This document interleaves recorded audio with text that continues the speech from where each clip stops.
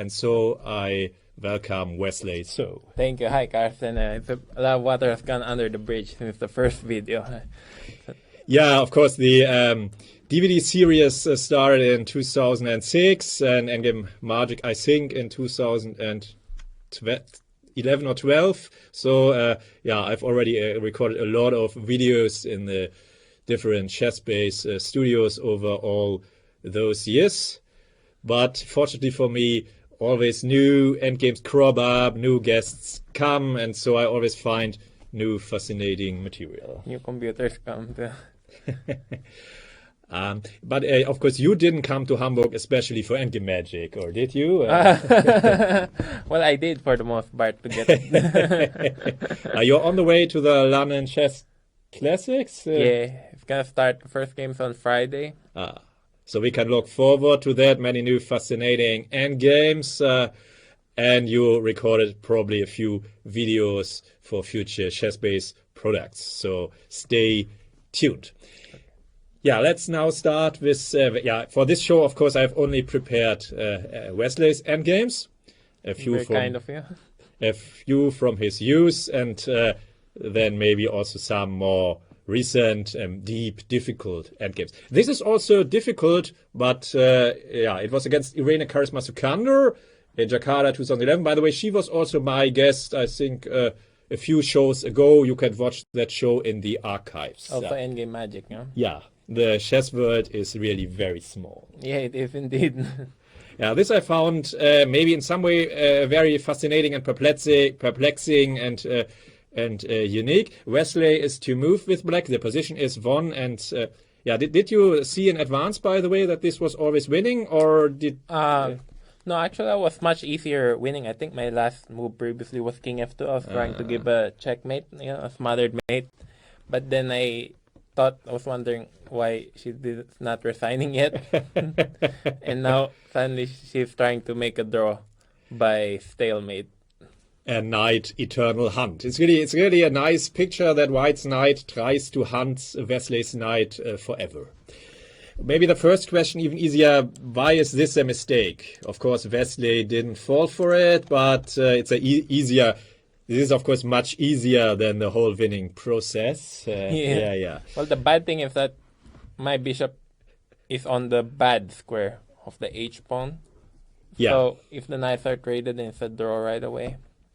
By the way, how did you train endgames when you were a young player? How did you learn about endgames? Well, actually, tell you the truth, reading books, and also I got your first DVDs when it came out in 2006. I think your first one was the pawn endgame, and then the second one was the rook endgame. Mm-hmm. And when it came out in 2006, I got it and watched it already for the most part. And also reading other. I didn't pay him for that, by the way, so he said it voluntarily. So, yeah, I remember when it first came out. Oh, that's really that of course is really really great, and of course DVDs help a lot. By the way, with the students also often work with books, for example, Dvoretsky's Endgame Manual, but of course they are. Okay, so in the old days you had to learn the basics, but nowadays you know the basics. Do you train endgames nowadays regularly? And if yes, how do you do it? Or if I try to spend my time divided into openings, middle games, and endgames, and I try to give them an equal amount of time based on practicality. I guess I work on books, Mm-hmm. And also I work mostly on rook endgames, on endgames that has the best chance to arrive, because I try to study it based on for practical purposes. Yeah, of course, being able to defend inferior rook endings, I guess, for example, is a very valuable asset in the fight for the highest crown of chess. Yeah. Okay, so let's start here. Maybe yes. Homburg Patzer is right. And now it's a draw if Knight F4. Yeah, if black takes, it's directly still made. And here white has a knight forking knight and king, and then it's a draw. Yeah, I was really shocked when she played knight d5. Okay, so she surprised you. But then you calmed down, and then you found the winning plan. Okay, of course, the knight exchange must be avoided. It's actually not so easy to find the winning plan. Yeah, because here you could take a shortcut, but you win time on the clock, and yeah, you do not lose anything by it. You could play a knight f3 right away, but you played knight e6 first, knight d4, knight g5, knight e6, and only now you started the... Yeah, otherwise you can't escape from the knight hunt, yeah? Is that the only way to win? I suppose, yeah. Good question. This also... Yeah, probably, but I'm of course not 100% sure. Sure, and then knight g5. But it's not so easy to escape from this eternal hunt. You must somehow be able to recapture the knight with the king. Yeah. And you could already mate with bishop and knight in those days, yeah? Or, okay, you still have the pawn, but it might be a relevant theme, of course, later. So knight h2, yeah, hiding the knight. Yeah, so she went here. You were hiding your knight. Unfortunately, it's still winning. Yeah, because she now gets the pawn. But yeah, it's not really mating with bishop and knight, of course, because white's king is already cornered, and you have a mating attack directly. Yeah. Because with bishop and knight, it wouldn't be possible to make with a dark squared bishop. It wouldn't be possible to mate the king on a light square. But here she can't escape your net anyway. Yes, and with my next move, I also kick his knight away. And it's of course not stalemate because she still has the knight and the pawn. She can move the pawn. Yeah. So you played knight e3. I think the only winning move, yeah. To dominate her knight. So she must, and if she now, for example, gives the knight, you could have made it with bishop and knight. Yeah? Especially with king in the h file already. Okay, you can. Yeah, I don't even have to take his h pawn. It's not for real, of course. I agree. Right. But this is another good message why also the viewers should be able to mate with bishop and knight. Just then you can be more confident in this kind of stuff. Okay, knight g6. Yeah, and now comes already the final mating attack. Wesley only had to regroup king and knight. And yeah, king f1, and now... Your knight is too far away. Yeah. And Wesley had won the game. Okay. Yeah, maybe we can then look at one very old game, which is very... from the World Under 10 Championship in Chalkidiki against Surab Yakwatatse. You were really young. Yeah, it's my first international tournament. And I remember my opponent kept offering a draw beforehand. And I thought he was asking if he can go to the bathroom. But apparently he was offering a draw with his fingers.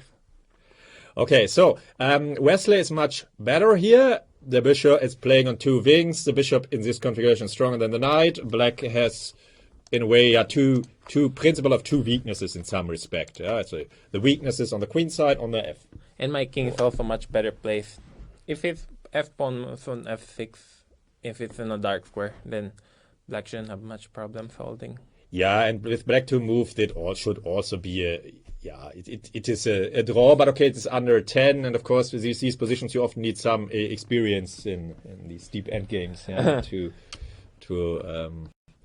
really play them. Because if it's his turn, he can play knight b6. Yeah, and then knight b7. Then a draw, then a draw could be agreed. I think this and knight d7 or bishop, or what Wesley said, or bishop here and also knight d7 check. And if you offer the draw then maybe you could think about it. But he played mistake, and now black is losing. Yeah. Putting his pawns on the light square. Yeah, this adds much more problems to these two weakness problems you can always use. But it is still... Now he resigned, and he indeed is losing. But I nevertheless thought it was a bit early to resign already now. But yeah, the score sheet might be incomplete. Actually, to tell you the truth. Of course, yeah, of course. This is a score in the ChessBase Mega base. And this was back in 2003, and Yeah. wonder if they already had the top DGT board. So. So maybe the game still went on, but you won, and the position is also winning. Because if you're that young, as you say, you shouldn't resign that early, right? Yeah. It's not very. I already wondered. About that, but but okay. There's a computer line. It's not. It's maybe not the most humanly obvious line, but it's always analyzing this with a computer is of course always a bit. Bishop takes. No. Not now. Bishop takes. Not now. Not You yet. need more preparations. You wouldn't have played it even in the back in the days because going to the pawn endings, you only do it when you're absolutely sure. Yeah, When only you in the old absolutely have to. yeah, when you're absolutely sure you are winning. Otherwise, you will keep the bishop. But I agree, this line has a bit computer. This line has a bit computer feeling, but it also makes some kind of sense. And yeah, white can now just bring the king around. Is as one of the Slowly but surely. yeah, one of the yeah. Sometimes endgames are a bit have their own feeling. And for example, after a5, of Then course. we win a pawn. Yeah, and then we can take, and King f4. we win. Our pass pawn is too fast. Yeah, and you can, of course, always, for example, after f5, you can lose a move with your double pawns, have some sort of advantage, of course. Yeah, have advantage with more material. I can always give it back. Yeah. Okay, so a5 was not very tenacious, but if not, then white can play it himself, and then yeah. But white could also have played a5 before, and then your king can come around. Yeah, King g4.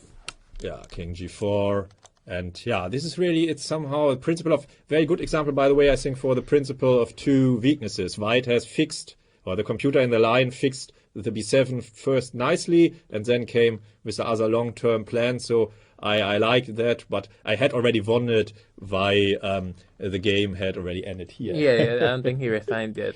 I agree. In under 10 championship, you wouldn't resign here. Maybe here after knight b6 also c5 might Yeah, be c5 knight yeah. c4. It's also the viewers are also asking about it.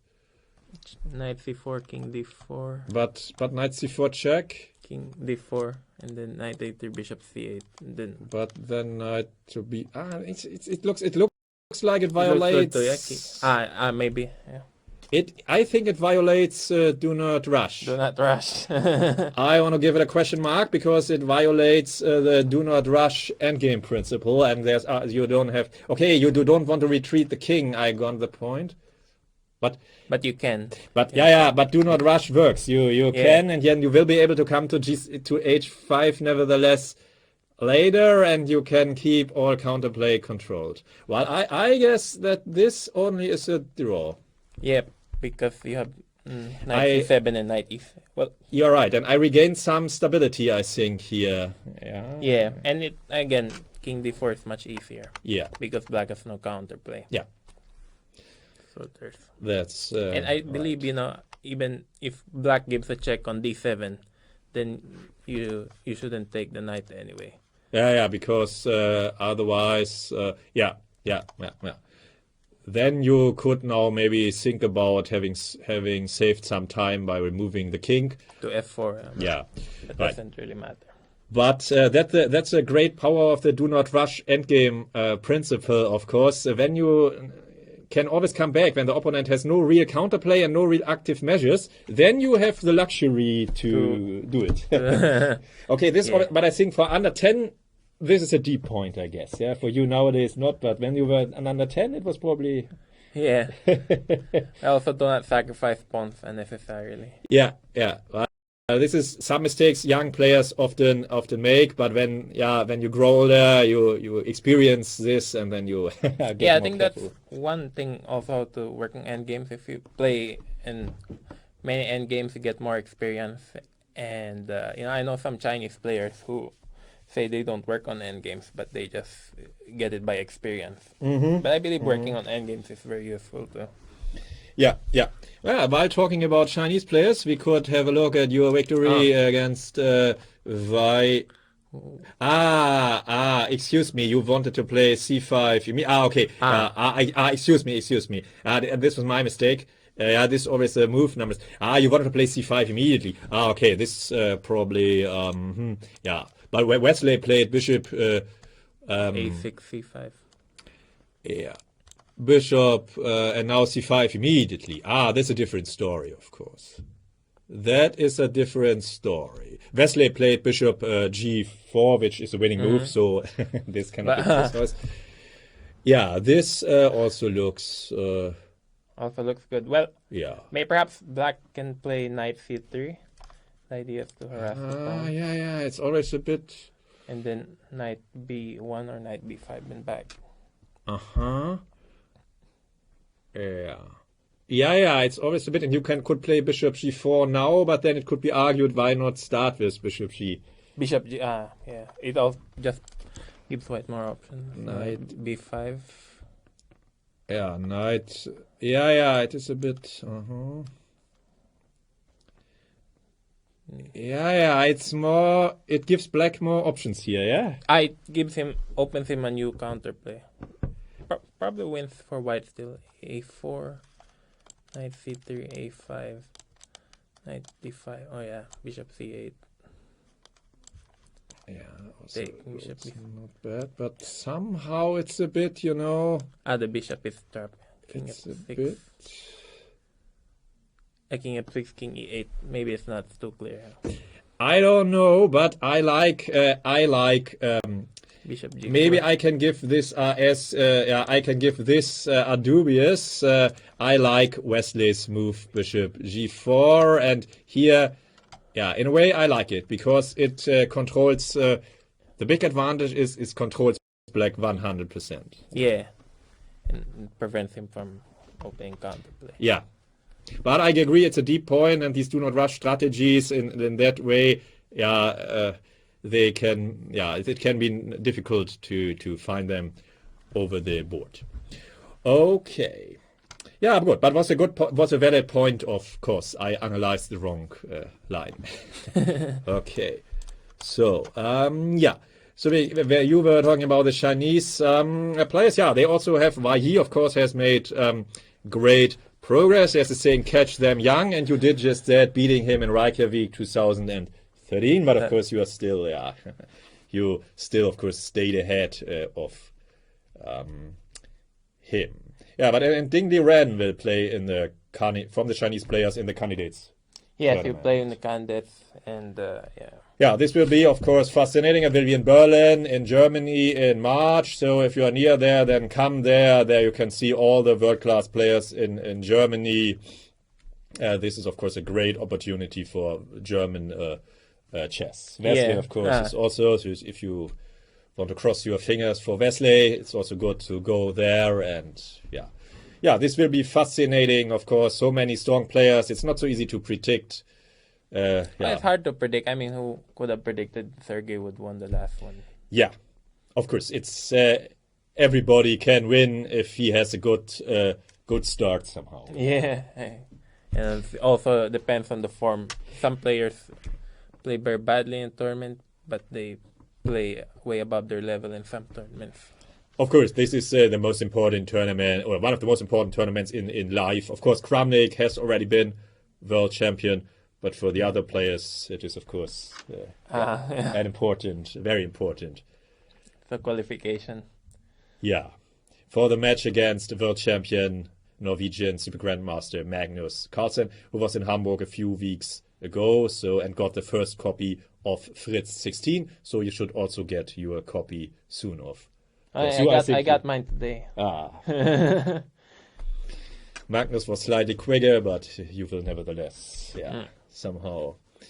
Okay, so. Are you superstitious? Are you superstitious? Funny.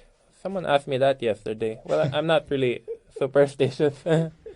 I don't have a lucky pen or a lucky watch or a lucky pants or, I believe usually if you have a good day, if your brain is working well, and usually it's the better player who wins. We don't really believe in luck or stars falling from the sky. Okay, so this is a very complicated position. It's not these queen and rook end games or middle games. They are somehow in between of things. They have a middle game character when the kings are attacked.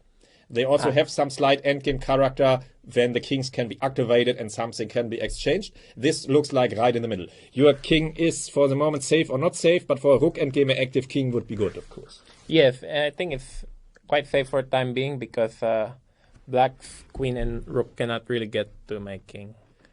Yeah. And so here, this is also an instructive moment. I think for the computer, it doesn't matter. But I think for human choice, Wesley made a very good, for human play, Wesley made a very good choice.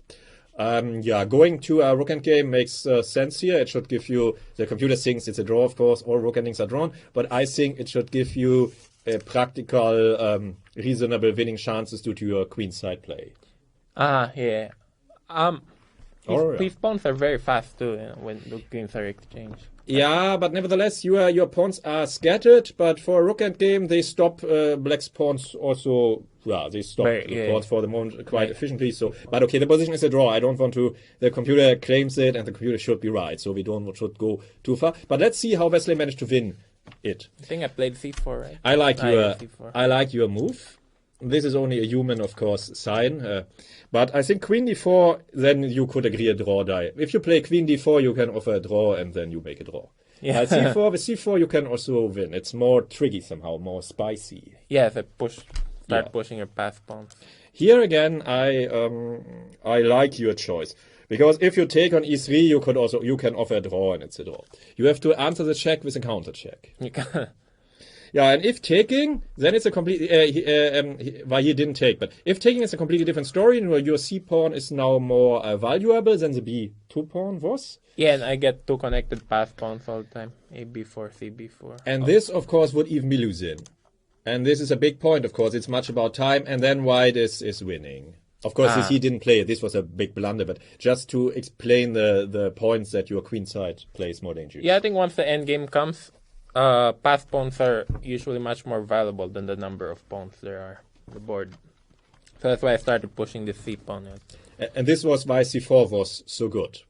Okay, of course, he saw that and played rook e5. But it's already good for you that you have tied him in some knots, so your king is absolutely safe. Yeah, and I can exchange queens anytime. Yeah, right. Take. Yeah, and here it's only two results, I think. You win or a draw, you can never lose. Yeah, and also I played king b3 because if king b4, then he can attack my h-pawn with rook a2. And protect your pawn indirectly, yeah. Protect it, yeah. And protect his pawn, of course. So I want to prevent counterplay. Yeah, absolutely right. And yeah, your backward c pawn is also very valuable because it shields king and forward c pawn. From like the umbrella.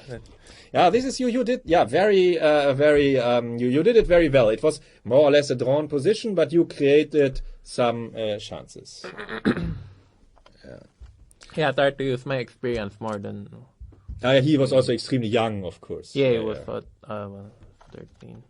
What happens if rook b1 check, just king c4? Yeah, king c4.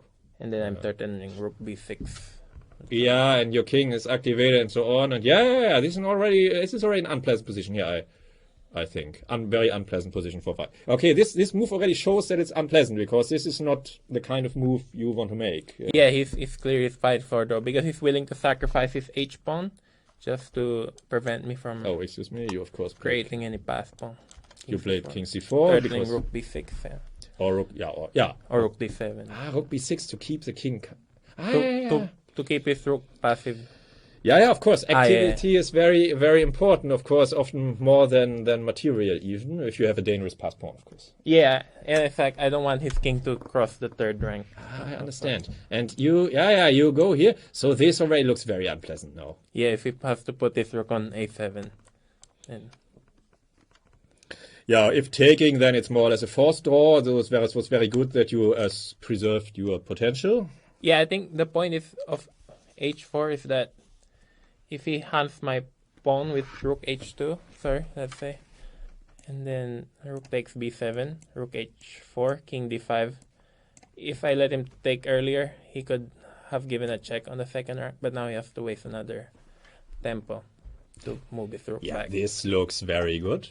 So, and here this position already over the board is a king f7, king e8 were probably not so good. I didn't look at all options. It was a draw before. And, this was the moment where the computer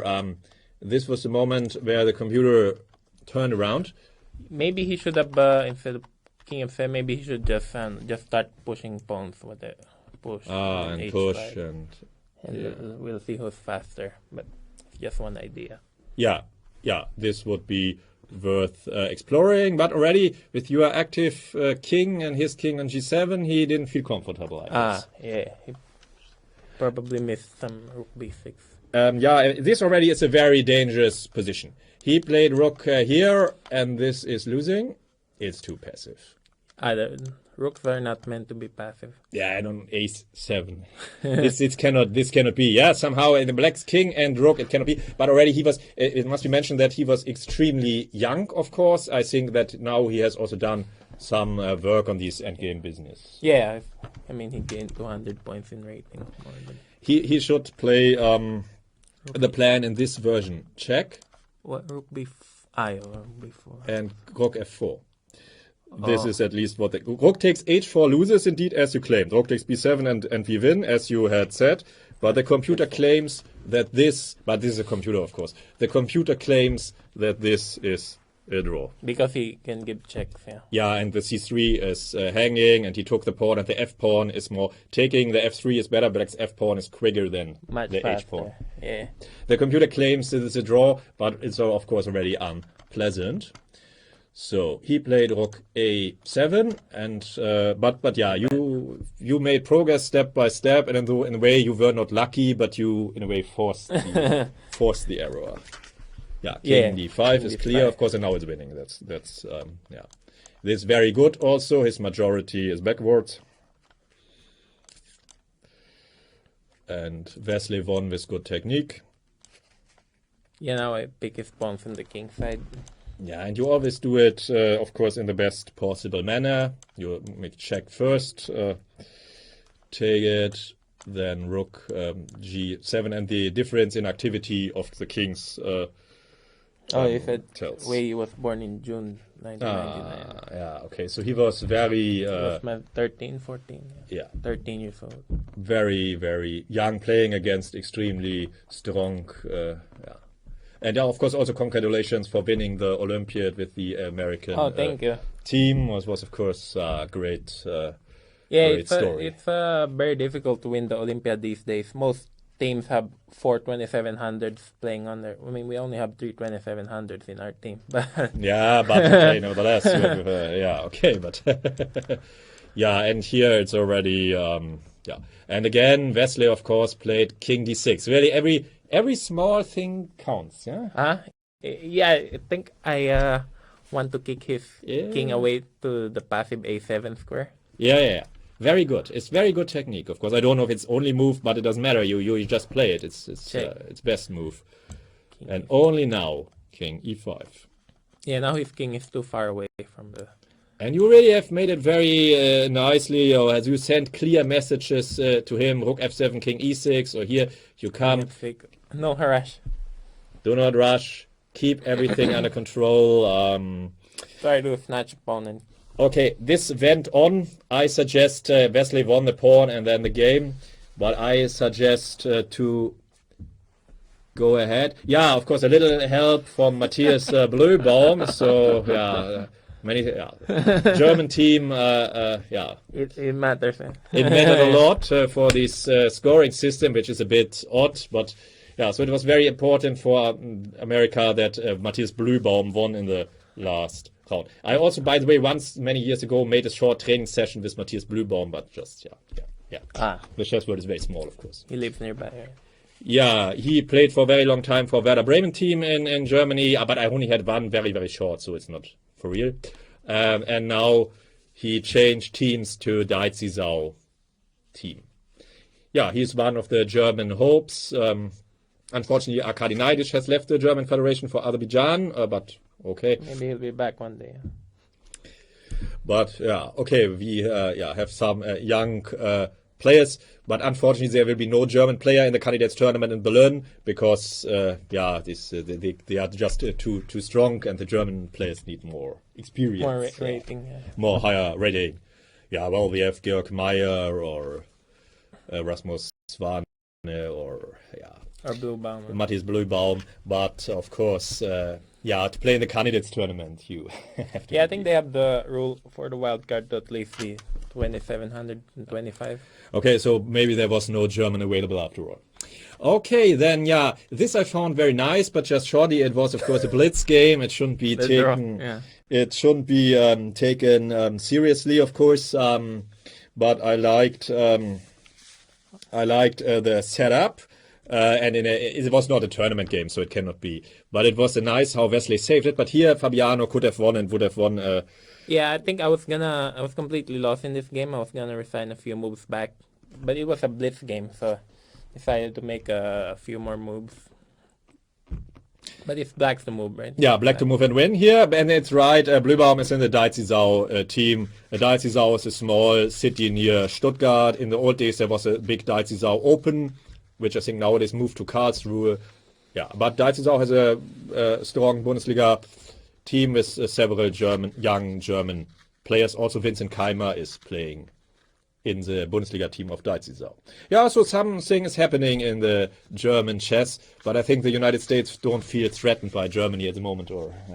Well, it really depends. Like China played very badly on the Olympiad. I mean, who would guess that? Well, some other teams, Azerbaijan, they won their first 3 or 4 matches and then they fell apart. So it's all a matter of form and winning crucial matches. Yeah, definitely right. But nevertheless, USA, Russia, China, India, Azerbaijan, and several more. Ukraine also plays very well. Yeah. Ukraine, Armenia. Also, Armenia wasn't in the last Olympiad. Okay. Yes. So Germany is not bad, but also not among the best nations, obviously. But still, a lot is happening there. The Bundesliga is good. The candidates tournament will in Berlin. There will be the Central Bundesliga round after that, also in Berlin.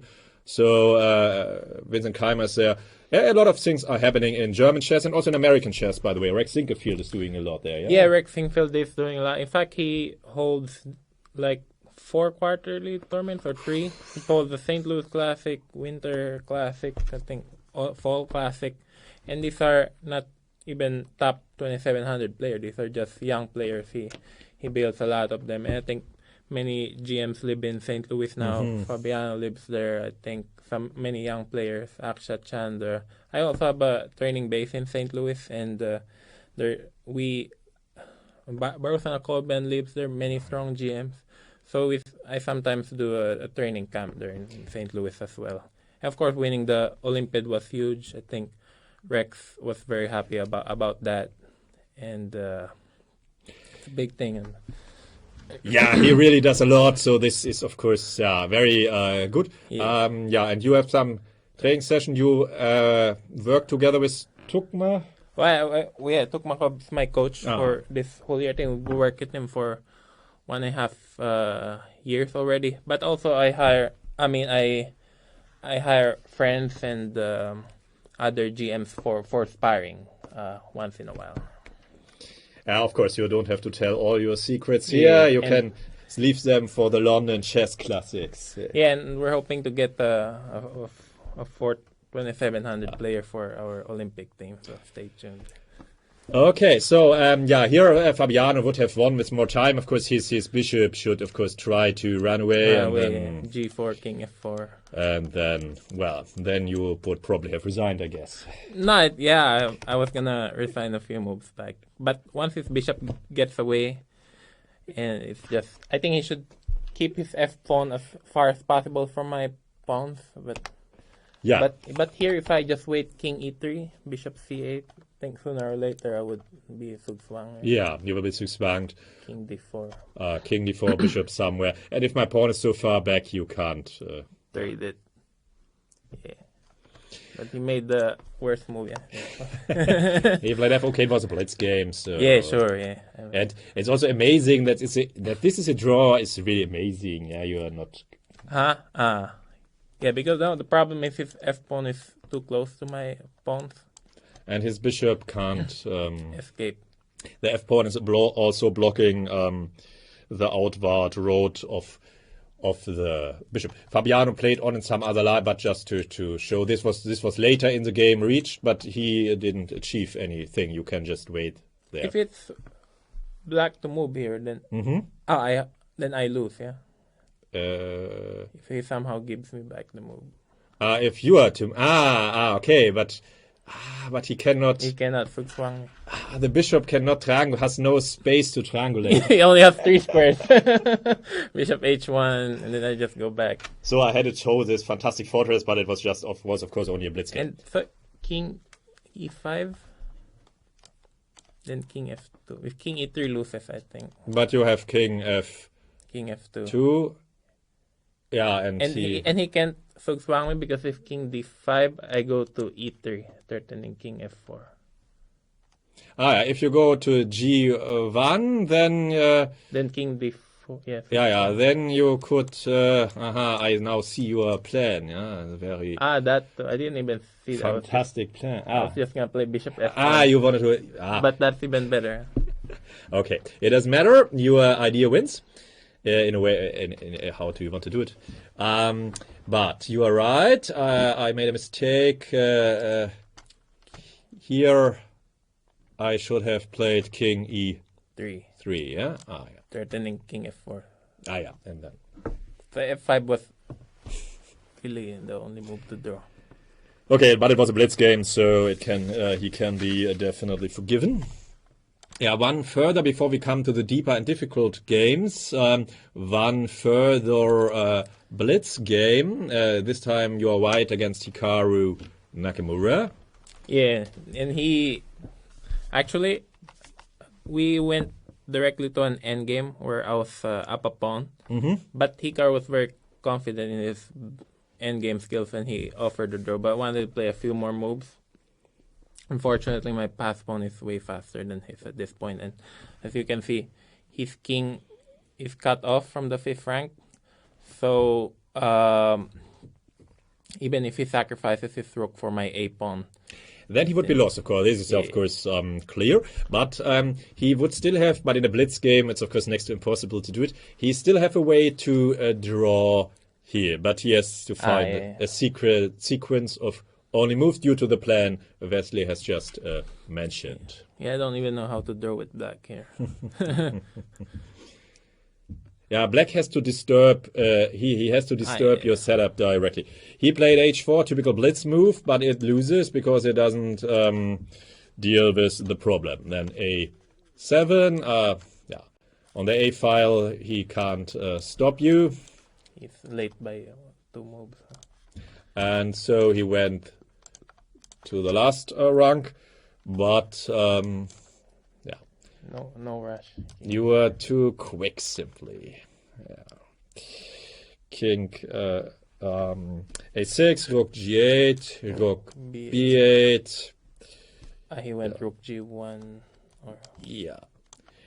You could have won now, by the way, but it was a blitz game. You could, of course, also have won like this. The pawn, yeah. Yeah. I was. And then just win the pawn and shelter. But and the rook is even perfectly placed to shelter, because if it's on h3, then it's harder. Yeah, then of course you must hide on a8, and then we would come into this famous winning position, which you know by heart, so it wouldn't also help much. But here you can even use the shelter. But of course we could, of course now Wesley would play like this, use the shelter and win.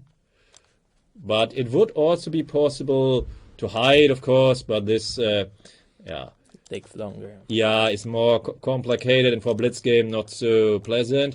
And and one, you can also play, or rook h7. Yeah, and then of course, this is of course even. Yeah, this is also the relatively easy case. This is now just, of course, you play rook b8 directly, and this is a long winning line known from the books. Can you show how it wins again? Rook a1, king c7, rook b1, king c8, and what if I go rook g1? Yeah, I always do yeah, with my yeah. students. Yeah. And if black's rook would be on the third rank, then queen against rook is forced. So it would be, but with the rook on the first rank, of course, it is clear. With the rook on the third rank, we could take and play on with king and rook, while here we win, of course, directly. But I mean, what I go to rook g1. Then I could also win with king E8. e8 That's very nice. to avoid your stuff. No need to go for the queen versus rook. Yeah, this would also be only be forced if black would have had time to put his rook on the third rank. Then it would be forced to win with queen against rook. But of course, this is all taking matters very far. You, you of course won. How often do you check? Do you train the endgame queen versus rook, or would Yeah, you? well, I think I don't necessarily regularly check it anymore because I studied when I was young. I was a kid, and recently I lost in a rook versus queen endgame against Ding Liren. Right. So and I work with other grandmasters, and they tell me winning with a queen against a rook is like winning a pawn endgame. It's like easy as 1, 2, 3. And they say if you can't win queen versus rook, then you shouldn't be a GM. So after that, I stopped studying it. But I assume it should be easily winning. And as experience, I was trying to defend the rook against Ding Liren in the World Cup, but he found the win very easily. Very simple. Against human defense, probably it is relatively. Against computer defense, of course, there was this famous Brown bet. Against computer defense, it is probably not so simple, but you don't play against computers anyway. Yeah, maybe if you play computer, it's much harder. Yeah, because the computer can put his rook far away and knows it is not lost, while a human defender will never put the rook far away when it's not absolutely clear. What's the name of the queen versus rook endgame where white gives the move back, like queen h1 and then fielded opposition of the endgame type. Yeah, you know the fielded opposition. You know how to break the second rank defense, know how to break the third rank defense, and probably this is sufficient. But I agree. In my game against Ding, I couldn't even use any of those. So against human defenders, it has some point. Against computer defense, it is a different story, I guess. If you play against Fritz. Okay. So, but okay, you played, of course, no other. Yeah, you played this, which is more okay. What I showed was a tactical trick. You played more principled. Yeah, I want to keep his king cut off. Yeah, you play very principled. After h3, you would have rook c3, and here you can then hide, and you win. It has some point. Yeah, and now. Rook g8. And you will reach a pawn endgame. Queen endgame, which is easier. Yeah. Okay, so queen versus king. Yeah. This you calculated, I guess, and this is the reason why you chose to keep the rook set up. Yeah, I want to blockade on the field line. Stop all counter, keep all counterplay under. Not stop, but keep everything under control. Yeah, king b7, king b. Yeah, right. And now, of course, you're just in time. And he can't. I think you know why he played h3? Because it was a blitz game, and he's waiting for me to promote and hopefully just press the clock and leave it as a pawn. Because you lose if you do that. It happened to a couple of times. Well, blitz has its own rules, and you have to be prepared for it. I guess. Yeah. But when I promoted with queen, he resigned. Right? Okay, I have one question for you before we come to the real end games. This we already had in one of the previous end games, and we were Magics, and we were really amazed by the game and Karjakin's defense. I thought I was winning in this position, but he found f5 is the only move. Only move to draw. Rook b1 is the only move to draw. Only move. Only move to draw. Rook b2 losses. Yeah, rook b2. I proved it, but rook b2 loses, but it is very deep. Rook b1 is, according to the computer, the only move to draw. It's but I suggest not to go into it because this really is magic stuff. we dealt with some of the problem in some of the earlier Endgame Magics. So Rook B1 is the only move, but it's not for humans. You play Rook B1, you never play Rook B2, or it's try to play as far as possible. yeah. And H2 is covered by one of the points. Of course, is H2 is covered while on the first rank all squares are available. So check later. but yeah, the computer is to default. I only have one short question for you, which we couldn't resolve. Rook, Rook B1 only move. Rook A3. Okay, we can try many things. We looked at them. Check. Oh, actually, you got it. I got everything wrong. Yeah, I got everything wrong. Oh. Excuse me. I got everything wrong. King G5, of course. And then Rook B1 only move. Yeah. Yeah, I was talking about this, of course. The other line we could look, but Rook B1 only move. Rook A3. Rook G1 check. And the only question I have here, you played King takes F5, but this makes it relatively easy. Yeah? Rook E1 followed by. Why didn't you try Bishop G3? Yeah, good question. But White is threatening Rook D3 followed by Rook D8. Mm-hmm. And this is not so easy to defend. I asked already several of my students. We had an Endgame Magic and others, and not so easy. And this is it's a draw, of course. So you made no mistake, of course. But now it's not so easy for black. You have many pitfalls. I think I kind of gave up already when he found this F5, King G5, Rook B1. You know, it was a very long, I think 6-hour game. But okay, no problem. No problem. Just when I had you here, I had to answer the question because we didn't with my students and so on. We didn't find the real solution. G3. Yeah, it's a draw, of course. F4 is a logical move now. How to draw now? Yeah, this is a real moment because now Rook takes G3. He wouldn't have played it, but this loses. Just to show one of the points, you can take. You are now safe from the checks, and now you can. Yeah, now it's over because he has no. The Desperado Rook cannot get started somehow. I say. Yeah, so he has to find he play a way to draw, and if he goes Rook F1, King G4. King G4. So it's a very fine line. It's not so easy, but he could, for example, play Rook G, for example, and then the position remains a draw, of course, and then he could play Rook E2, for example, and then take with the other Rook. Yeah, but it's slightly more. He would have defended. He's such a strong. Such an amazing defender. It's really fantastic.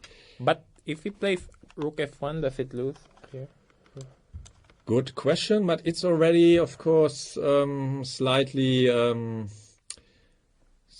dangerous because you still cannot go to the E file. So we have to go to F6 and E6.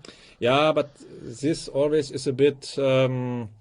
Tricky. This can be very tricky. I remember from the analysis we had made because he has to find something else now to his King G5. Maybe King G5 to protect the pawn. Maybe even King G5. So this is at least dangerous territory. But if he stays on the G file, he keeps. He stops. If he plays Rook G2, he can go to the E file and he pins your bishop and so on and so on. So I guess the computer has this as first choice, but it's not a proof.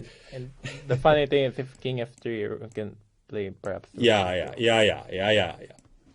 This comes into consideration, and then your Desperado Rook will hunt us forever. Yeah, it's also a draw. Yeah. So okay. But I can understand that you had given up hope here, that you had thought it's a draw anyway, and so let's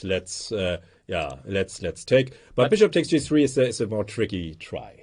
Yeah, Bishop G is better, and also don't lose any hope.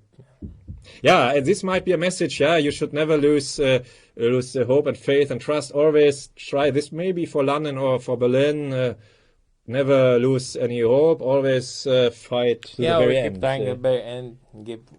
Give your best even if things seem very bad and very bad. It now seems very 100% draw, but nevertheless you can try the last trick to the end, even in Berlin or in because they are only humans, and then take with the king. Yeah? Maybe he wouldn't find Rook G2. I think he would have found Rook G2 because the plan to go to the E file and give up all the rooks is of course very natural, but it's more difficult to realize in this setup, and it contains here many deep and difficult and fantastic lines, and we dealt with it in one of the previous Endgame Magics. So I suggest not to go too deeply here because I know that we can lose ourselves here for forever. Yeah. Stalemate configurations are fantastic.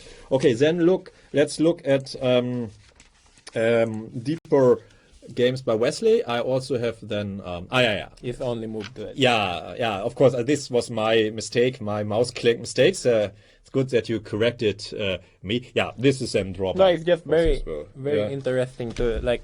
Yeah. Black wants to give up his G pawn, and he just keeps pushing G3. Yeah. And then G2. Bishop H2, and then he can give up everybody. Yeah. Yeah, he can give up everybody. Yeah, really. This position really has many fantastic motives, and yeah, it's amazingly really real magic, of course, chessboard magic. And Queen. Yeah, and it's a draw by. Yeah. Okay, then I have further questions for you, but here because this has never been. This I have, I think, prepared. I have prepared this for the recent ChessBase magazine 182, but it has been published only today, so the viewers probably don't know it. And I also have questions for you, and I like this a lot. Wesley So against Bardo Jubava from Tiflis in Germany, 2017. I think this is a very instructive power play of Bishop demonstration by Wesley. Yeah, I think I always like this endgame. You know, White gets the bishop pair, and also has a slightly better pawn structure. Also keep in mind, this is was a rapid game. So... okay. The first question I have is here. Okay, you are better, that's absolutely clear, and I think you have a choice between knight b5, what you played, and f3. F3. F3 is a good move, but I didn't really consider it that much because I wanted to improve my king f2, but at the same time, it doesn't really threaten to push on the center because he's got e4 well covered. Okay, yeah, and basically it's also most of the lines with the computer together are then similar to the game. By the way, just king f2, bishop d2, but later knight b5 comes anyway. So I think d1. Yeah, it's also a good move. Yeah. Okay, I agree. It's probably only a matter of But taste. the thing is that when I played knight b5, I thought he has to defend c7 with knight e8, and I simply forgot. I simply forgot knight g6, and then somehow bishop c7, a6, and his rook on e7 is protected by the knight. Now that would be a nightmare for you. I have to keep. Yeah, so. This is of course because this is an extremely original solution. I think not many players would have found that. This is, I think, much more original than the f3 setup looks more natural. Yeah, this is very original solution. Yeah, but then it didn't turn out to be that bad. But I simply, have to do damage control and just repeat. But it didn't turn out. But if I have this game again, maybe I'd consider, with hindsight, a4 with the idea a5 because it's kind of similar to a game, but I don't waste time moving my knight back and forth. Yeah, this definitely also looks like a good candidate move. A good end game. Okay, so let's follow the game. You played a4 now. Okay. Yeah. A6. You go back. Black probably didn't play the best moves either. But it was a rapid game and we were just trying to make quick moves. Yeah. Threatening c4. Now you played a very strong move. Maybe we could see. Yeah, so the whole game, of course, start of a very strong strategy to weaken his dark squares. Activate the bishop. And this idea is very typical thing I got from the winner were French. Yeah, of course. White plays a4, sometimes even sacrifices that pawn, and then puts the bishop on the a3, f8 diagonal. Yeah, and to prepare it, Wesley had to cover the e2 pawn, and this is best done with the queen's rook, who is introduced into the game. f6 is not so good, I think, so here I may give a dubious mark. Weakens the squares, yeah. Yeah, and it's also a very good position, by the way, against Bardo Jubava, I guess. He's a very tactical and very quick player, but suppose if you take away the queens, then... This also is not good. Here I Ah. give, according to computer annotations, a full question mark. Black doesn't have time for. White is better in all cases, but this now black is just also miscoordinated and didn't have time for this maneuver. Too slow. Yeah, Rook c7. and now you blow holes into his dark squared. Yeah, now comes concrete play. Yeah, very strong play. E4.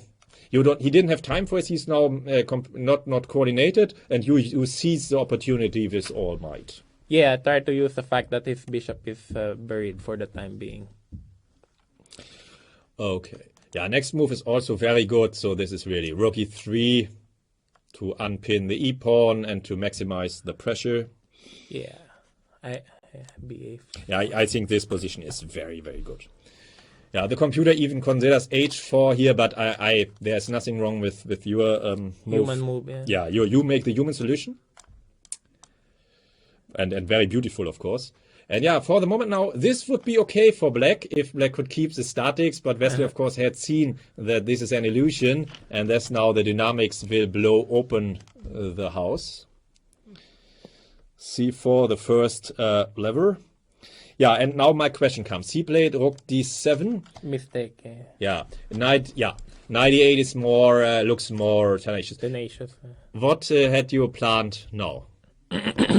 Well, I'm not sure actually. It's a rapid game, so I kind of see knight d8, but then over the board it looks more obvious that when opponents attack, you should defend it. So, but knight d8 is a much more powerful move. I think Rook takes b7 or? yeah, rook b7 is a very good move, but at the same time, I'm hesitant to sacrifice an exchange just like that. So I'm gonna have to calculate first. He takes c3. d5, bishop e7, attacking his knight, and then hopefully this tactics work well for Rook me. b. Interesting position. Interesting Or position. a3, rook a2, and then some Yeah, and then something.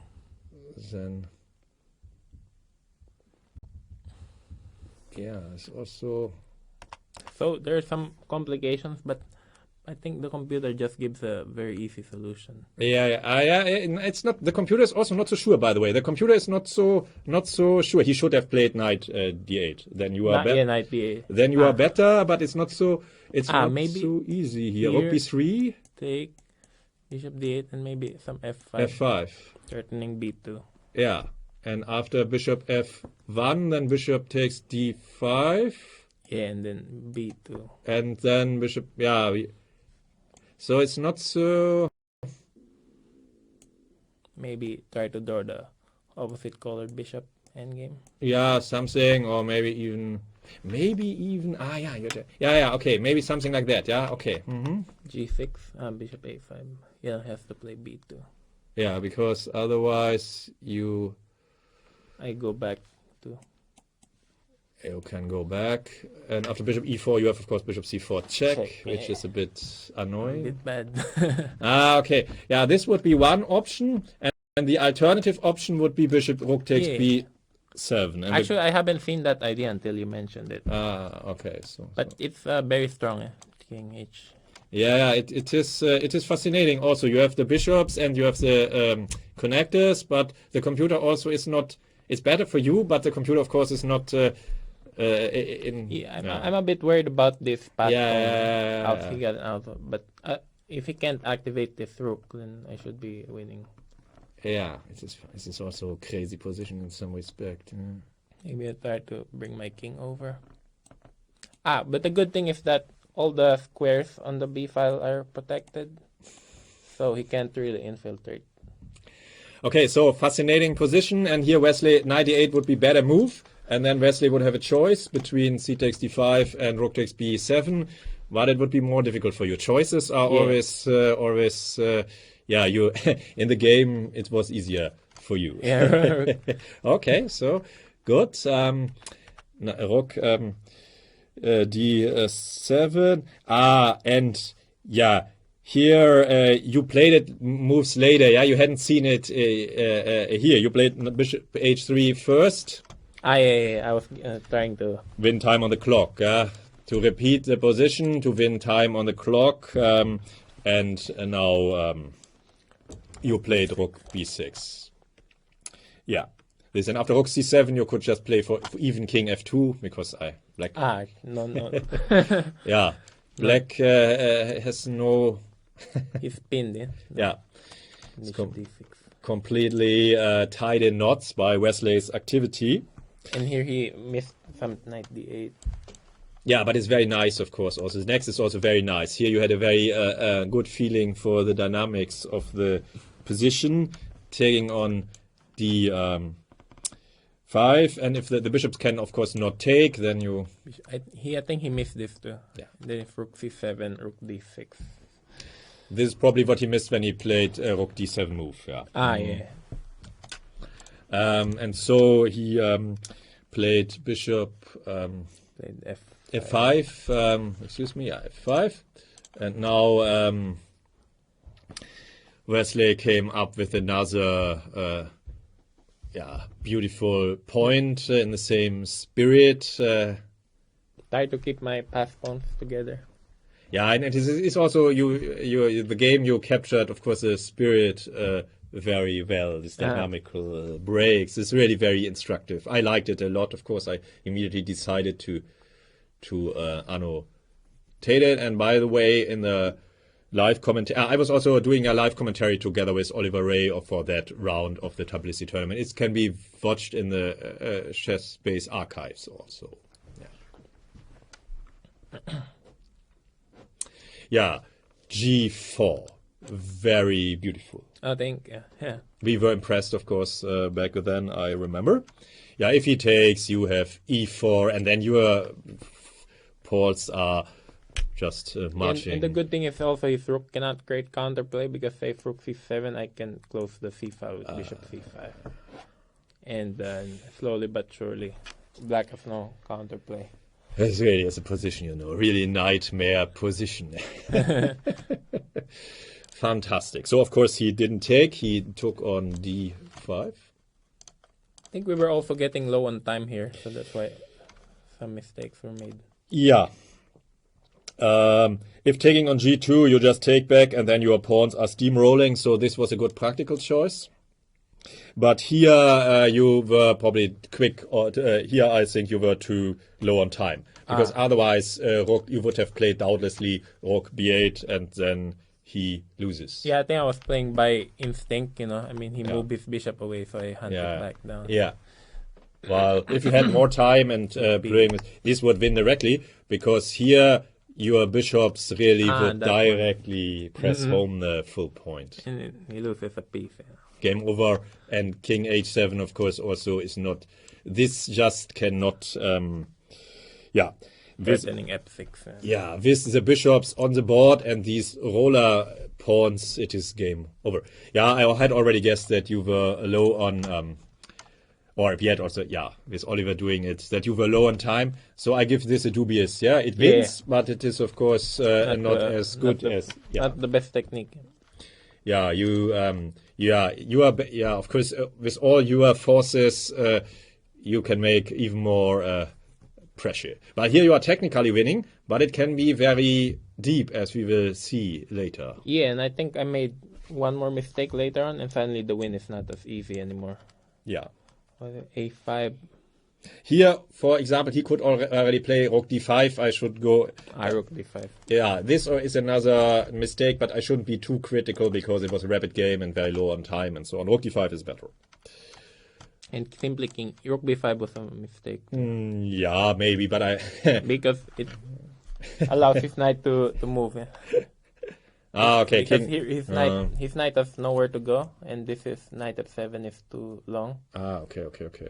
So simply king and then just king d3 followed by e4, e5, and his knight is stuck there. Okay, good. You convinced me. But okay, we shouldn't forget that it was a rapid game, and then it is of course always much more difficult to get all these small points right. Yeah. And I also missed that when he played knight c6. If I play here, then he goes here, and then he has all these tricks up his sleeve.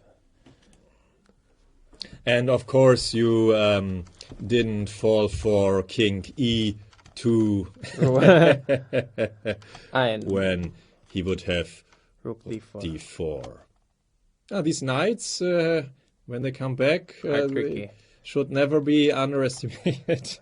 Okay, so knight C6, you played king, you saw it and played king F2 to be safe. Yeah, I think white is still winning here because simply my pawns are Mm-hmm.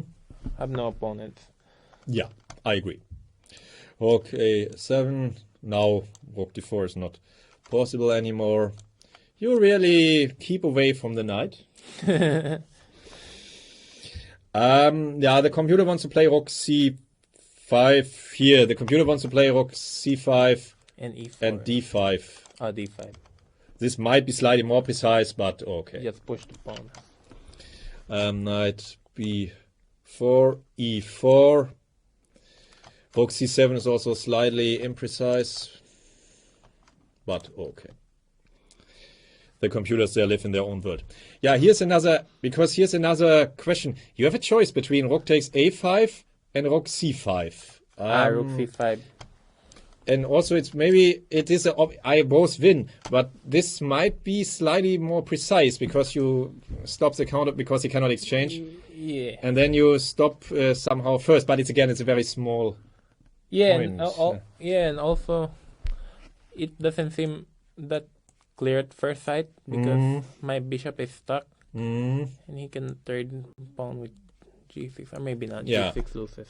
Yeah, but he could do it, but you will take and then Or bishop B. you can already take and play C6. A3 king C3 and you and this cannot.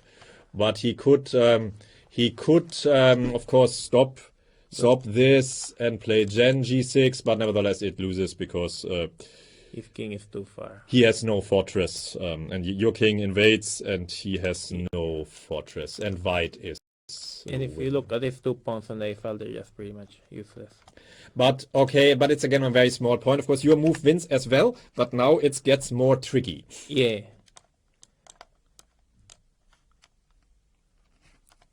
But okay, this was a rapid game. Maybe in a tournament game, you would have played rook c7 to stop the rook c5 to stop the counterplay first. Yeah, but in a rapid game, it's more natural to take first. Yeah. Yeah, take it. Well, rook C5 is much stronger now, with hindsight. But this is still winning. But now again comes a point I can never criticize. This you could have won according to the computer, but this is amazing stuff. Rook D7? No. You took, and this should be winning, but you could win by check. King H7. Yeah, after King H7, and now you can take and play E5. Oh, But this, of course, is hard to see it. No? yeah. This wins, but this was the computer found it, and it's amazing. Yeah. Because his king is stuck, huh? Let's say after E6, his king can never get away. Yeah. Even H5, H4. Yeah. The king is stuck. King is stuck, and you can play King D3 and open the gates of the position. Yeah, and the sad thing is his rook is also stuck defending the E file. Yeah. And if G6, then there's F6. 6. Okay, but I don't want to criticize that, of course. That would be unfair. And after King F7, again, we would have this. The computer really is, but we have this mating net. This on Rook F8. Yeah, the King C1 or yeah, right. Yeah, right. You got King E2 doesn't win. Yeah, and white wins. Yeah, this is hard to see. Let's see. I agree with you. This was a computer find. This is amazing. You had planned this, and this should win. But now it should be very deep. You win a piece, but you have only the H pawn remaining. Yeah, more tenacious would now have been, I think, Rook H. You think going for the H pawn would be more tenacious? Yeah. Because it's very difficult to get out of this pin. King H7. Yeah. And now it's very difficult to get out of the pin. But I think Hope guessed that this is winning. But this is very deep, of course. This would be extremely tough. Yeah, so it's not. I think this should be winning. King G6, Bishop D2. Yeah. And white should be winning, but it would last very, very long. You go to f4, and then you come with a king around, and so on. And then for the ChessBase magazine, I made more longer analysis, and the computer has to be convinced in some steps. But I now think this is always winning. But if he goes here over the board, you cannot be sure to win it. Yeah. No, it's very hard to make progress. Yeah, but but it's often possible. If my pawn was on the G file, then it should be relatively easy to win. Yeah, but fortunately it's the right corner square. So one important winning method is to try to exchange rooks, of course. Yeah. And this is very important. Okay, but I don't know if this is forced or not, but I think this would have been, it would still be winning for you, but it would be much more tenacious to go in this direction. H4. Yeah, to go for the H pawn first. Because in the game he went rook e5. Yeah, but still, this also is still also not so easy, and of course not so easy. Yeah, this also should be always winning, I guess. And this is also what I claimed, by the way, already in the live transmission, that you would be winning because this is an always winning configuration. Yeah, fortunately for me, you won. It's always otherwise not so not so good for the live commentator. But for after the game ended, or we had to go away, and then there was claimed in the transmission that it had ended, and I had claimed you will win soon, and then it was reported to be a draw. But fortunately, this was a mistake in the reporting. Fortunately, he blundered. Fortunately for me, but but it would, I guess, it would be always winning anyway. Yeah, but, if you say it's winning, then it should be. Yeah, the problem is the H pawn. If it was on the G file, then it should be very easy. Yeah, this is very deep and difficult. But I went with the computer to some. You went to the E file, of course, first to some lengths, and it should be winning. We only have maybe left here 2 minutes here, so we're just making some moves. Yeah, but you play well here. For the moment, you are making. It is very difficult, but you are making progress with every move. So, yeah. The critical moment will come. Now, such pseudo fortresses can be very deep and difficult to break down. It can be very patient maneuvering. Yeah. But yeah. Yeah, now very strong. Rook c3, threatening rook g3. Just preparing some traps.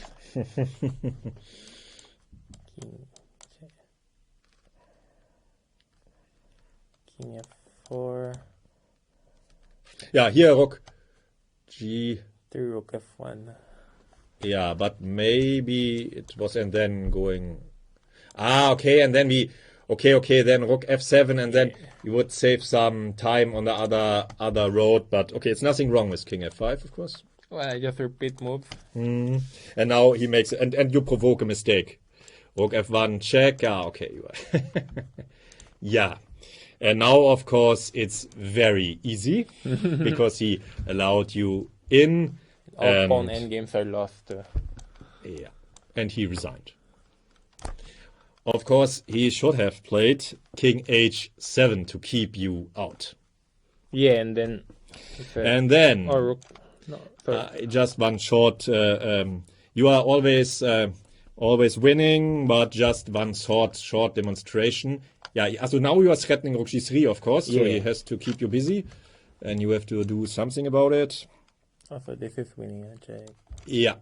You always can, because you can threaten a rook exchange from both directions. And this will overload him, or you can go with a king to f8. And sooner or later, this will always overload him, and this is the reason why I concluded there's always winning, and basically the computer agreed after some work. But we could see some sample line of it. Yeah. Now you have managed to stop his... now he's stuck. Yeah, he is stuck. You have both threats. Yes, I give a check. Yeah, you threaten to exchange on the G file, and rook exchange would always win. So he has to run away, now you have managed to exchange the roles, and this probably is the reason why rook g3 would be quicker, and it doesn't matter. You are trickier, but the other variation would be computer quicker because he would have forced to be changed earlier. Yes, and now he's stuck. But how do you win this thing? But chess has these many aspects, of course. You have to play over the board, you have to be tricky, trappy, but of course at the end of the day you also have to execute the winning maneuver. Okay, king e6, rook b7, rook g1. Okay, this is a computer moves, of course. I don't know if it's necessary, maybe yes, maybe no. Sometimes this computer is always a bit... again, of course, threatening this The king has to stop this king f7, and you always have this interference, so he has never a stable defensive setup. This is good news always for the attacker. Now he's forced to play rook a2. Yeah, he's forced to play rook a2, you play check, and now you have... made one. You have finally managed in the game. You managed to invade on g6. Here you have finally managed to invade to f7. Now king f8 is the big threat. Yeah, right. And after rook g5, of course, you have to evacuate, and then comes king e8. What you had already mentioned. And rook f8. Yeah. Okay, this might not be optimal line. It was constructed together with the computer, but this was to illustrate the winning plan. Yeah, very fascinating. Yeah, so I think you were always winning, but here he could have defended with king h7 very tenaciously, and then in a rapid game...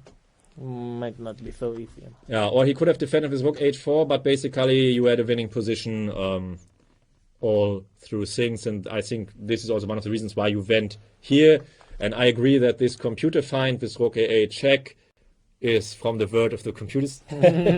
Because the hard thing is about king f7, then black is pinned. Yeah, it's game over according to the machine, and when we see it we can understand it, but to get there is too deep. It's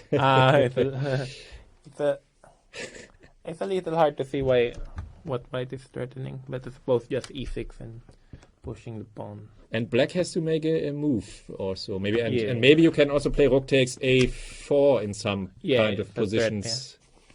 And let's say rook e4. Then e6 probably looks good. King f6 must be played. Rook check. a-check looks good, and then rook b8. And then pin, and it should be winning easily. King f6, bishop b4. Fantastic. Well, but here I agree that it's from the word of the computers. While in this moment, of course, if it would have been a tournament game, I guess, yes, you then have more time to see that your winning plan goes very deep with only the h2 remaining with rook and bishop against like pseudo fortress. Like in a tournament game, maybe you may have opted for rook c5 to stop the... Yeah, rook c5. Or also here. I mean, of course, there's no point to let him activate this knight. So this was clearly a rapid game, so this must be taken into consideration when looking at it. But what I found, of course, extremely instructive was how Wesley used his initiative, and of course here c4, or the whole strategy, of course, starting already here. Rook a2, bishop to a3, then when black is miscoordinated, only in that moment opening up the position with the dynamical levels. Yeah, and also here, if he takes on e4, then after bishop e4, then I have a very nice trick, bishop h7. King f7 and bishop e6.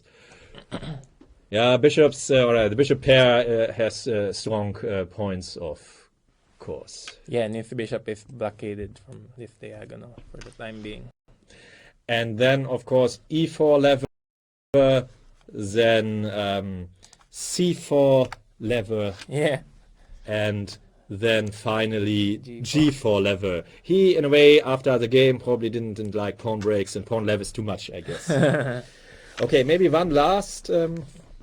do you analyze these games after the rating games, also the end games, or don't you analyze them too deeply? Well, I analyze classical and rapid, but blitz for the most part, I barely look at it. I think in this game it makes some sense to analyze the opening again for your next game. Yeah, for next game, and also where I made a mistake. And I guess it's all part of it. All becomes part of my experience now as each game is played. But I by the way don't think that it could be your place here is also good. I think here in this moment it's purely a matter of taste, and maybe next time you play A4 because Or F3. yeah, whatever kind of at least for the computer it's more or less everything the same. White is always slightly better, and for humans it's a matter of taste. Yeah. Okay, one last game where Wesley was playing against Vladimir Kramnik in Kramnik's home court Wohnzimmer in German in the Dortmund Super Tournament. His home court. He won it 9 times? Yeah, I think yeah. So it's really amazing story. Some players have their somehow home tournaments. Okay, it's in some respects. Dortmund, yeah, and the Linares for Gary. Yeah. Boris Becker in Wimbledon in the tennis court, and yeah. And Rafael Nadal. Yeah. Do you also have your tournament where you feel most at home, or? I don't think so. Not yet. No. Yeah, maybe you will find it soon. Maybe Berlin. Yeah. Why not? I've never been to Berlin yet, so. Berlin is worth visiting. Definitely a city where history was written in the past, and maybe next year as well. We will. Yeah, so far I like the cities I've been to in Germany so far. Dresden, here in Hamburg. And I think one of the Russian functionaries has already said that he would like to see that the Russians would conquer Berlin again. So we will see. But Wesley is there of again. Course. Maybe he didn't. This was not a quote. This was not. It was a free quote, of course. It was not. But well, you never know, of course. Yeah. But okay, Berlin, of course, is worth visiting anyway, but I guess you won't have too much time to look at all the historic and museums you have to... We'll arrive there like 7-8 days before the first game to get over the jet lag. Okay, that's good, of course. Yeah, this very important tournament makes a lot of sense, definitely. Then you will have some time, but of course you have to find the right mix of preparations and stuff like that. Rest and, yeah, historic... sites where so many there are in Berlin. Okay, but here it was Dortmund, not as large as Berlin or Hamburg, and yeah, okay, but I don't want to. Dortmund is also very nice. I have many viewers from Dortmund, so we shouldn't be too critical about Dortmund. Yeah, but Hamburg is bigger, right? Yeah, but yes, but Berlin is even bigger, and Dortmund is part of the Ruhrgebiet, and this, in a way, is one large cluster of cities, of course. And this is in Germany, the most densely populated region of Germany is the Ruhrgebiet, and Dortmund is on the northeastern end of the Ruhrgebiet. Okay, so yeah, it was here.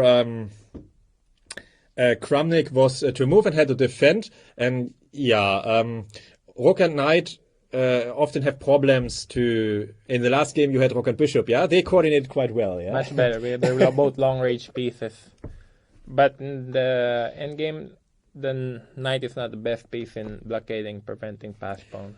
Okay, you both, of course, had seen that this loses, so we don't have to go into details here. Yeah, Knight King C5, just G4. Yeah.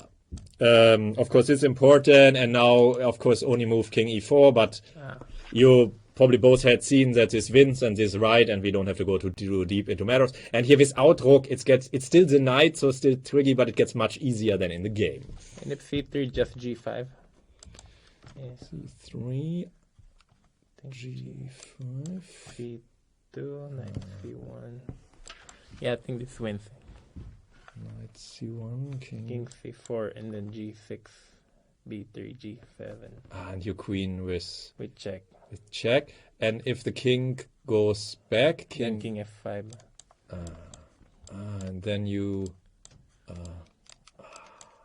or even just, I think even simply G6 wins. Of course, yeah. And then I can move my knight back and forth. Yeah, your knight acts as a source of Tempo Quelle in German. Yeah, I was too, you know.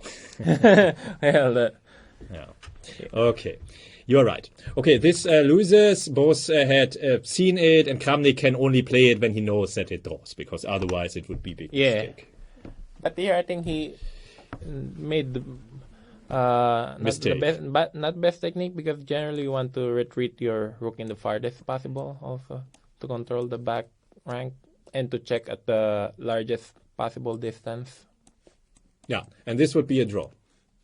Yeah. Fortunately, but still you have to press, of course. In Berlin, I guess it will be the same. You have to play on, you have to press. Even then the mistakes can be made. Here he made a mistake. I will give a full question mark, because it's really a big difference. If he played rook d8, I guess the game would have ended in a draw for 99%. Yeah. While now it's really you make really annoying pressure. Yeah, I suppose it's kind of regrets why he played rook d7 at this point. Yeah, and here you have gained good coordination of your pieces, and he has to be extremely careful, and he commits another mistake. But I think in human chess this happens very often. Many times you make one mistake, but that wouldn't be fatal if you would be then. But then comes the second mistake, but you played the first mistake to follow up with the second mistake. in some respect. This happens very often in human chess, and even the very, very best tend to have this problem. Yeah, what to do here with Bolak? What is highest priority here? The only chance to continue to fight. I don't claim that it draws, but it's by far the best chance. I think the only lie the computer can't refute. But it's also not clear, of course. Yeah, Black. It's not the move he played. Yeah, he must give checks and then force you back to your home square. And then you are still better, of course, but it's obviously clear that Black has achieved something by the checks. Forced your king back. In the game, he played rook c7. Yeah, I was really meant to win this game. Yeah.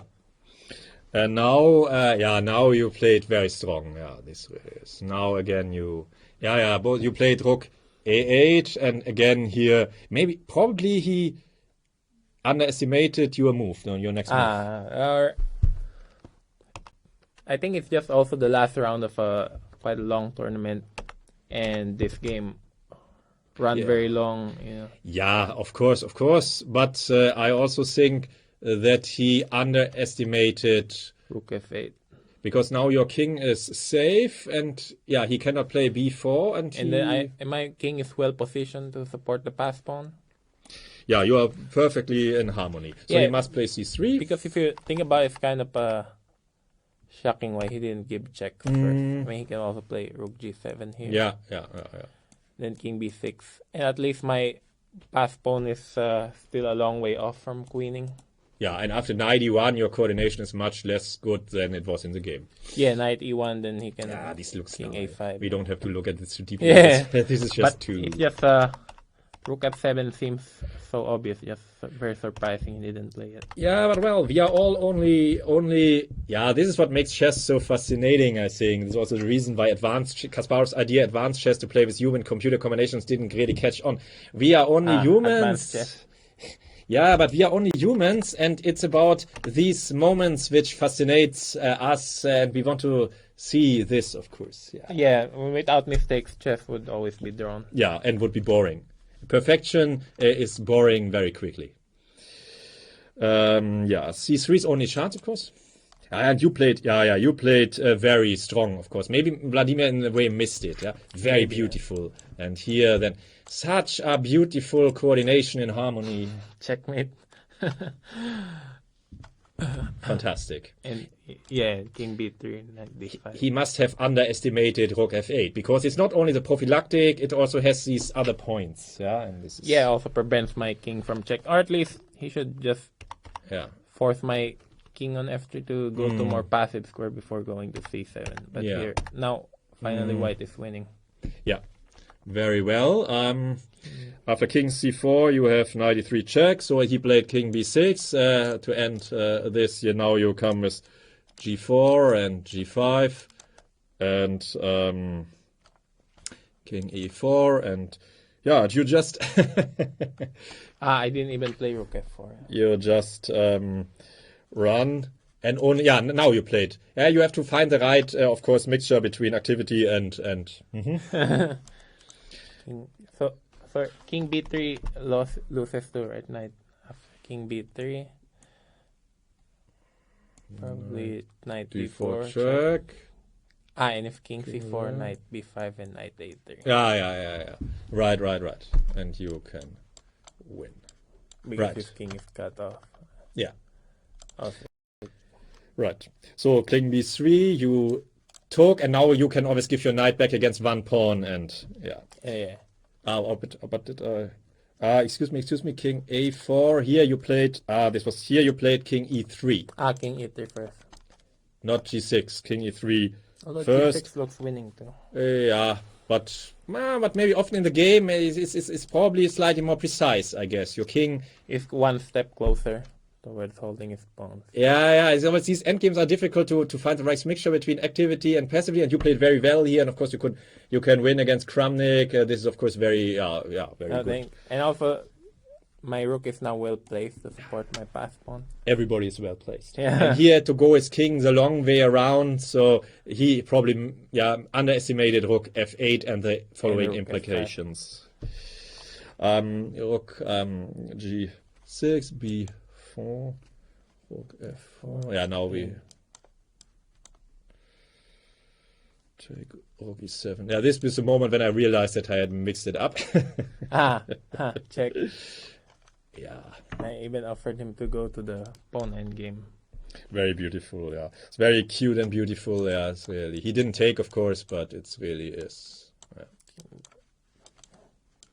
And you are inside of the winning Zoom. Yeah, I'm right beside it. I think if my king were on f3, then maybe it's a draw. Yeah, the winning Zoom is quite small. You're right, of course, but you are inside. So if it's f3, then there's no way to win. You are just inside. You are on the border of the inside and on the border. But okay, it was slightly joking, of course.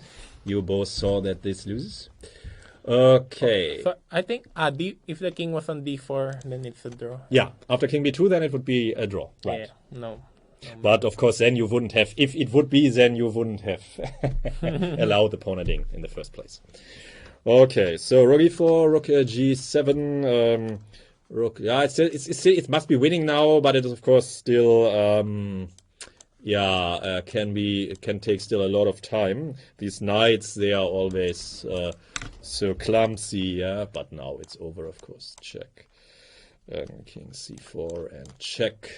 And now the last question: is he will be back in time or not? But he wasn't. Got cut off. Now even if I don't have my knight, it's still completely winning. Yeah, you would now be winning king e5 and king g4. Yeah, great achievement, this win against Vladimir Kramnik on his home court, in his Wohnzimmer. So, yeah, many thanks for joining me in the show, Wesley. Yeah, thank you so much. Carson, thank you everyone who watched the video and followed the Endgame Magic show. As you know, Carson Mueller is a big expert in endgames, and this is your 100th edition. Yeah.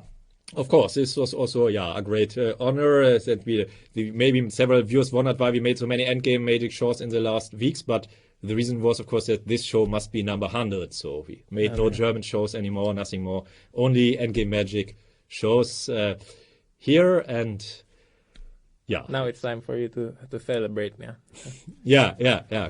Good idea. But of course, before I want to wish you. Good luck in the London Chess Classics and in the Berlin Candidates Tournament. Thank you.